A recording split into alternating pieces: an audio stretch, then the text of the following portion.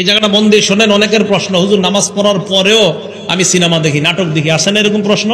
শোনেন আল্লাহ আগে কি বলে দেখেন, ইন্নাস সালাতা তানহা আনিল ফাহশাই ওয়াল মুনকার, নিশ্চয়ই নামাজ অশ্লীলতা এবং অপছন্দনীয় কাজ থেকে বিরত রাখে, বাধা দিয়ে রাখে। আচ্ছা আমি আপনাদেরকে বলি, যারা এই কথা বলে দেখেন এক জুমা পরে, পরের জুমা পরে, মাঝখানে আর নামাজ পড়ে না। একদিনে 5 ওয়াক্ত নামাজ যদি কোনো ব্যক্তি পড়ে, তাহলে অন্তত মোটামুটি ভাবে বললো 1.5 ঘন্টা লাগবে। কয় ঘন্টা? একদিনে 1.5 ঘন্টা হলে 6 দিনে কয় ঘন্টা হয়? 9 ঘন্টা। 6 দিনে কয় ঘন্টা হয়? 9 ঘন্টা। সে তো শুধু জুমা পড়ে, এই জন্য 6 দিলাম, শনি থেকে বৃহস্পতি। 9 ঘন্টা সময় যদি সে মসজিদে থাকতো, এই 9 ঘন্টা তো তার গুনাহ হইতো না। বুঝে নাই মনে হয়?